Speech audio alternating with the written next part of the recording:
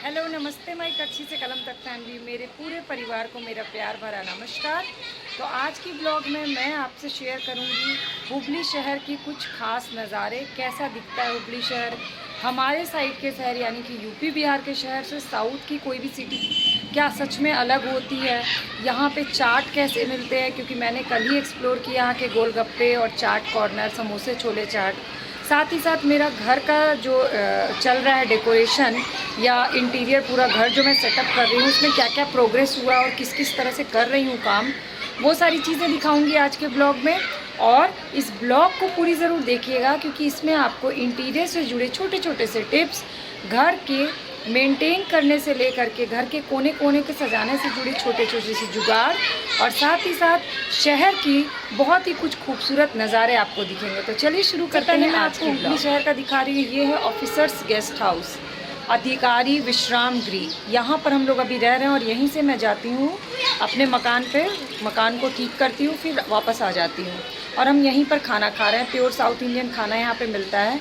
तो बेसिकली मैं आपको दिखाती हूँ, ये आप देखिए। मैं आपको बैक कैमरा करके भी पहले आपको पूरा गेस्ट हाउस दिखाऊंगी कि कैसा होता है ऑफिसर्स गेस्ट हाउस, अंदर से बाहर से।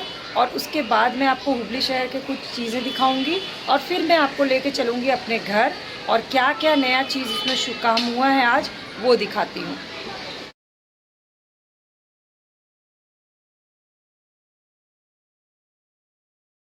तो ये मैं आपको दिखा रही हूँ गेस्ट हाउस की बालकनी। पीपल के पेड़ के पास बालकनी है। और बेसिकली जो अधिकारी विश्राम गृह यानी कि ऑफिसर्स गेस्ट हाउस है, ये बहुत ही मेन एरिया में होता है। हर जगह पे किसी भी सिटी में आप रेलवे कॉलोनी में जाइएगा तो रेलवे के ऑफिसर्स का जो गेस्ट हाउस होता है वो बिल्कुल मेन एरिया में होता है, और आसपास सारी फैसिलिटीज़ होती हैं। गेस्ट हाउस में हमेशा 2 रूम 3 रूम वाले गेस्ट हाउस भी होते हैं, तो हमने 2 रूम वाला गेस्ट हाउस लिया है, जिसमें एक बेडरूम है जिसमें डबल बेड है, अच्छे से कबर्ड्स बने हुए हैं, ड्रेसिंग रूम है एक अलग, और अटैच बाथरूम है, और साथ ही साथ एक डाइनिंग रूम है जहाँ डाइनिंग टेबल लगा हुआ है, सोफ़ा भी यहीं लगा है, टीवी यहाँ पे लगी हुई है, एसी लगा हुआ। मतलब आपके रहने के लिए, आपके फैमिली के साथ रहने के लिए बहुत बेस्ट होता है ये। और अभी के लिए मेरे लिए बहुत ही बेस्ट है, क्योंकि यहाँ मेस में खाना भी मिल जाता है, नाश्ता मिल जाता है। तो हम लोग क्या करते हैं, यहाँ से नाश्ता वाश्ता करके घर पे चले जाते हैं, जो हमें बंगला जो अलॉट हुआ है, और दिन भर वहाँ पर अभी सेटिंग का सारा काम करके वापस से रात में फिर यहाँ आ जाते हैं। तो एटलीस्ट रात में अच्छे से रेस्ट कर लेना, तो अगले दिन काम करने का जो एंथू होता है ना, वो बहुत अच्छा होता है। और अगर घर पे अगर शिफ्ट हो जाएंगे और किचन शुरू कर देंगे तो पूरा दिन खाना नाश्ता में ही चला जाता है, तो घर को सेटिंग करने का टाइम ही नहीं मिलता है। ये जो है ये गेस्ट हाउस का लॉबी है, ये फर्स्ट फ्लोर है, कई फ्लोर का गेस्ट हाउस है। और रेलवेज़ के जितने भी सीनियर ऑफिसर्स हैं वो इसी गेस्ट हाउस में रुकते हैं। इवन कई लोग तो ऐसे हैं, कई ऑफिसर्स जिन्होंने मकान अलॉट ही नहीं कराया है, सिंगल रहते हैं, तो इसी गेस्ट हाउस में रहते हैं, यहीं खाना खाते हैं, मतलब यही उनका मकान है एक तरह से। तो आगे का आप ये गार्डन देख सकते हैं, पूरी ग्रीनरी है। ओवरऑल मुझे ना हुबली बहुत पसंद आया, बिल्कुल पहले वाली सिटी की तरह, क्योंकि यहाँ नेचुरल ब्यूटी है, बहुत ग्रीनरी है, एटमॉस्फेयर बहुत अच्छा है, और पॉल्यूशन नहीं है यहाँ पर, और बहुत साफ़ सुथरी जगह है। यहाँ पर एक एक जिन लोगों को मैंने देखा, इस शहर के लोगों को, वो खुद मेंटेन करते हैं। नॉर्मली क्या होता है कि सिटी को मेंटेन करने की जिम्मेदारी नगर पालिका वालों की होती है, बट यहाँ क्या है, सिटी एक एक पर्सन यहाँ पर मेंटेन करता है अपनी तरफ से, कोई गंदगी नहीं फैलाता। और यही एक्चुअल होना चाहिए कि जब हम सभी कोशिश करेंगे ना, तो कोई भी शहर गंदा होगा ही नहीं। तो ये एक सीख मुझे यहाँ पर हुबली में आकर के फिर से मिली, और मुझे लगता है ये सीख मुझे सबको देनी चाहिए। फिर हम रेलवे कॉलोनी में घुस गए हैं। रेलवे कॉलोनी में ना हर 1.5 किलोमीटर पे स्कूल है, रेलवेज़ के स्कूल है, जहाँ पर रेलवे ऑफिसर्स के बच्चे, रेलवे स्टाफ के बच्चे पढ़ते हैं। ये आप देख सकते हैं, ये फिर एक स्कूल है, और इस तरह से ये रेलवे पूरी कॉलोनी है। और हम अपने घर पे आ गए।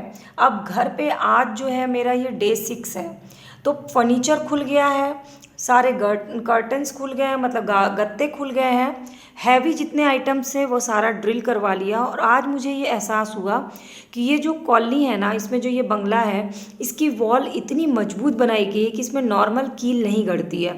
तो इसकी जगह पे ड्रिल मशीन चलाना पड़ता है। छोटा सा भी कुछ अगर लगाना है तो उसके लिए ड्रिल मशीन चलाना पड़ेगा। तो ड्रिल मशीन का पूरा सेट रखा हुआ है। तो आज एक एक पेंटिंग, एक एक जितने भी मेरे पास डेकोरेटिव आइटम है, सबको रख करके वॉल पे मैंने पूरा मार्क किया है पूरे घर में कि कहाँ पर कौन सा वॉल डेकोर लगेगा। मार्किंग पहले से कर लेने से जो ड्रिल करते हैं उनके लिए समझना बहुत आसान हो जाता है, क्योंकि कई कई चीज़ें क्या होती हैं ना, वो पिंस पे होती हैं। उसका मैं आपको बहुत ही अमेजिंग टिप बताने वाली हूँ, जो मैंने यहाँ के स्टाफ को जब बताया तो वो भी बहुत खुश हुआ।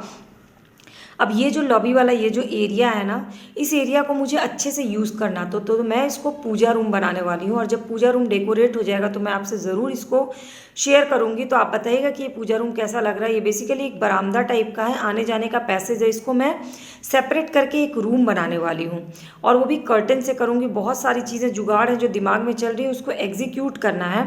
तो जब एग्जीक्यूट कर लूँगी, पूजा का सारा सामान खोल लिया है मैंने, तो मैं आपसे ज़रूर शेयर करूँगी। ये वाला कमरा जो है, ये अंदर का सारा सेटअप हो गया इसमें। ये बेसिकली हमारा ऑफिस रूम या यूँ कहें कि स्टडी रूम, और इसमें जो अलमारियाँ बनी वो तो है ही। इसके अलावा हमारा जो बुक शेल्फ है वो भी हमने लगा लिया है। मुझे अपना वाइट बोर्ड इसमें हैंग करवाया है मैंने, कंप्यूटर लगा लिया है। बेसिकली जो भी मैं क्लासेस लेती हूँ यूट्यूब चैनल पे, IAS PCS के स्टूडेंट्स को पढ़ाती हूँ, उनकी सारी बेसिक तैयारी इस रूम में मैंने कर ली है। कुछ कर्टन्स और बचे हुए हैं गत्ते, वो आज खोल करके मुझे इसका सेटअप करना है। और करने के बाद भी मैं आज ही के ब्लॉग में आपसे शेयर करने वाली हूँ। आप ये लाल क्रॉस देख रहे होंगे, इसमें कांच के आइटम है, इसलिए मैं लाल क्रॉस यानी लाल सेलो टेप चिपका देती हूँ। तो अभी ये सारी चीज़ें देख के लग रहा है ना, बहुत लंबा समय लगने वाला है इसमें होने में। जबकि मेरा टारगेट क्या है कि धनतेरस के दिन हम शिफ्ट हो जाएं और हमारी पूजा यहाँ हो, क्योंकि घर में प्रवेश करने का जो मुहूर्त होता है ना, वो अच्छा होना चाहिए। तो धनतेरस बहुत शुभ दिन होता है, तो हम धनतेरस के दिन शिफ्ट करना चाहते हैं। अब मुझे देखना है कि मैं अपने टारगेट को अचीव कर पाती हूँ कि नहीं। तो आज सारी क्रॉकरीज भी लगा दी है, पूरी अलमारी को साफ़ किया, क्रॉकरीज लगाई, नीचे वाले सेक्शन में डाइनिंग टेबल के बाकी आइटम्स रख लिए। और ओवरऑल ये अलमारी अभी 80% तैयार हो गई है। इसके बाद आज मैंने दीवान खोला अपना। इस दीवान में बेड बॉक्स में सारे कर्टन्स रखे हैं, सारे सेट्स रखे हैं। और जो हम पिछले मकान में रहते थे, जो अंग्रेज़ों के ज़माने का बंगला था, उसके दरवाजे 8-8, 9-9 फीट के थे, तो मेरे कर्टन्स उसी अकॉर्डिंग मैंने सिलवाए हुए थे। अब यहाँ पे क्या है कि 6.5 फीट के दरवाजे हैं। अब पर्दे अगर मैं अभी कटवा दूंगी तो अगली जगह फिर हमें पुराना बंगला मिलेगा, तो पर्दे फिर सिलवाने पड़ जाएंगे। तो मैं क्या करती हूँ, एक नाप का लिया है पर्दा जो सबसे फिट आ रहा है, और बाकी पर्दों को नीचे से मुड़वा करके सिलवाई करवा दूंगी, या मौका मिलेगा तो खुद ही सिल लूँगी, ताकि ये पर्दे पूरे घर के नाप के हो जाए। क्योंकि असली काम जिस दिन कर्टन्स लगाने होंगे और फाइनल डेकोरेशन करना होगा, वो प्रिपरेशन पहले से करके रखूँगी, तभी मैं धनतेरस के दिन ये सारी चीज़ें कर पाऊँगी। तो मैंने आज सारा बैठ के सारे पर्दे, सारे रूम के कलर थीम के according, blue room, orange room, brown room, golden room, grey and black room, जितने मेरे पास कर्टन्स हैं उस हिसाब से थीम बना लिया और छांट लिया। अब मैं आपको वो टिप बताती हूँ। जैसे ये पेंटिंग है, इसमें 2 पिन पे आपको पेंटिंग को टांगनी है, तो आप इंची टेप से नापिएगा। उससे बेटर ऑप्शन क्या होता है कि आप एक पेपर रखिए और पेपर को दोनों पिन पर ऐसे इस तरह से पकड़ लीजिए, और पेपर में उस जगह पे छेद कर दीजिए, किसी भी पेन से छेद कर दीजिए। इस तरह से देखिए होल बना दिया है मैंने, और दूसरी साइड भी पेपर पे इसी पे रख करके होल बना दीजिए। मैंने जब यहाँ के ड्रिलिंग स्टाफ को ये बताया ना, तो उसको ये बहुत पसंद आया। उसने बोला कि ये बहुत ही आसान तरीका, कोई नाप तौल कुछ नहीं, मेजरमेंट नहीं करना। अब इसी पेपर को वॉल पे रख करके निशान बना लीजिए, पेपर रख के ठोक दीजिए और पेंटिंग को टांग दीजिए। तो आज पूरा ड्रिलिंग का काम मेरा इसी सिस्टम पे हुआ है। मैंने इसी सिस्टम को फॉलो करके ये पेंटिंग, ये घड़ी, सारी चीज़ें आज हैंग करवाई हैं। सारा कुछ चढ़ चढ़ के मैंने मार्क कर दिया था पहले से, सारे आइटम्स वहाँ रख दिए थे। और जो ड्रिलिंग करने के लिए जो स्टाफ आया था उसने ड्रिल कर दिया। तो एक एक कील को ड्रिल करने में एट लीस्ट 20 से 25 मिनट लगते हैं। तो आज पूरा दिन सिर्फ ड्रिलिंग में गया है, सारे आइटम्स को ड्रिल कराने में। आप देख सकते हैं कि सारे डेकोरेटिव आइटम्स वही पुराने हैं, बस जगह नहीं है, दिमाग नए तरह से लगाना पड़ा है कि छोटे से वॉल में इसको कैसे डेकोरेट करना है, क्योंकि पिछला घर बहुत ज़्यादा बड़ा था। गार्डन में मेरे वही 7 गमले हैं जो मैंने आपको पिछली ब्लॉग में दिखाया था। नीम, करी पत्ता, एलोवेरा, तुलसी, सम्मी, ये जो आयुर्वेदिक दवाई वाले होते हैं ना, गिलोय, और मनी प्लांट और बरगद का पेड़, वही सारा मैं अपना गमला सारा लेकर के आई हूँ। बाकी प्लांट्स मैं यहाँ पे लगा लूँगी, लेकिन ये 7-8 गमले हैं जो मैं हर जगह अपने साथ लेके चलती हूँ। और ये हमारे मकान का आउटर है, सामने ही पार्क है बच्चों के खेलने के लिए। तो मेरे बेटे को भी यहाँ एक अच्छी कंपनी मिल जाएगी। हालांकि पिछले 5-6 दिन से मैं यहाँ रह रही हूँ, मैंने नहीं देखा कि पार्क में कोई बच्चे खेलने आते हैं, जबकि मेरे बेटे को बाहर आउटडोर गेम्स ज़्यादा पसंद है। शायद ये मोबाइल एज चल रहा है, इसलिए बच्चे ज़्यादा मोबाइल में एंगेज रहते हैं, इसलिए पार्क में कोई बच्चे दिखते नहीं हैं। तो अब मैंने अपने बेटे को टारगेट दिया हुआ है कि और बच्चों को जाए खोजे। वो अभी भी दिन के टाइम में भी देखिए साइकिलिंग कर रहा है।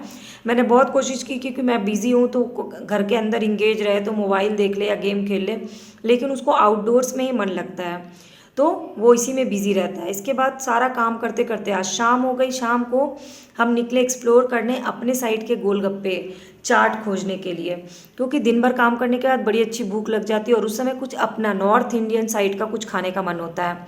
तो हम उतर गए यहाँ पे खोजने के लिए चाट हाउस। बहुत सारे चाट हाउस हैं यहाँ पे, चाट के दुकानें। तो हमें ये चाट हाउस बहुत पसंद आया। हमने सोचा चलो इसको एक्सप्लोर करके ट्राई करते हैं, और इत्तेफाक से ये आगरा चाट हाउस निकल गया, यानी कि हमारे साइड का चाट। तो पहले तो हमने 1 प्लेट गोलगप्पे ट्राई किए, इतना बेस्ट गोलगप्पा था। तो मुझे समझ में आया कि साउथ हो या नॉर्थ हो, आपको अपने टेस्ट के अकॉर्डिंग चीज़ें मिल जाती हैं, आप सही तरह से सर्च कर लेते हो। और आज के टाइम में तो इंटरनेट पे भी खोजना बहुत आसान है। यहाँ के मेन्यू में भी वही सारे ऑप्शंस हैं, प्राइस रेस्ट भी ऑलमोस्ट वही है। और रगड़ा पेटी, समोसा, चाट, गोलगप्पे, पापड़ी चाट, सारी चीज़ वही थे। बहुत मज़ा आया और देखते देखते हमने 5-6 प्लेट गोलगप्पे खा लिए। उसके बाद थोड़े बहुत दुकान एक्सप्लोर किए। यहाँ पे हैदराबाद के पर्ल के फेमस शॉप्स थे, वो सब देखा। थोड़ा सा मार्केट एक्सप्लोर किया और फिर लौट करके गेस्ट हाउस वापस आ गए। ओवरऑल आज की फीलिंग ये रही कि धनतेरस तक का टारगेट है और घर के हर एक कोने को किस तरह से डेकोरेट करना है, उसके जुगाड़ किस किस तरह से करना है, और क्या क्या टिप्स और चीज़ें हैं जिनको फॉलो करके मैं बहुत फटाफट से दिवाली तक एक कंप्लीट डेकोरेशन कर लूँ। और अभी जो आप घर की हालत देख रहे हैं वो देख करके वाकई में बहुत मुश्किल लग रहा है कि इसको प्रॉपर तरीके से अगले 2 दिन में मैं सेट कर पाऊँगी। सभी के घर में दिवाली की सफाई हो रही है और मेरे के घर में तो मेरा पूरा घर ही शिफ्ट हो गया है। एक एक कोना अभी फैला हुआ, और मुझे दिवाली तक एक एक कोना बिल्कुल सजा हुआ चाहिए। इसके लिए मुझे पूरा एंथू लगाना होगा और पूरा दिमाग, दिल और जी जान से लगा के मुझे इसको कंप्लीट करना है, ताकि हम दिवाली पूजा बहुत ही तसल्ली से कर सकें और एक अच्छे दिन घर में प्रवेश कर सकें। तो आज की ब्लॉग आपको कैसी लगी ज़रूर बताइएगा। इन टिप्स को फॉलो ज़रूर करिएगा और दिवाली सफाई की अपनी फ़ोटोज़, अपने व्यूज़ मुझसे ज़रूर शेयर करिएगा। बाकी की ब्लॉग देखने के लिए चैनल के सब्सक्राइब बटन को क्लिक करके बेल आइकन को प्रेस कर लीजिए, ताकि मेरे फैमिली का परमानेंट मेंबर बन जाए और छोटे छोटे टिप्स के साथ घर से जुड़ी, कुकिंग से जुड़ी आपको आइडियाज़ मिलते रहें। और मेरे ब्लॉग्स आपको कैसे लगते हैं ये मुझे कमेंट सेक्शन में कमेंट करके ज़रूर बताइएगा। चलिए फिर कल मिलते हैं कल की ब्लॉग में। फ़िलहाल आज के लिए इतना ही।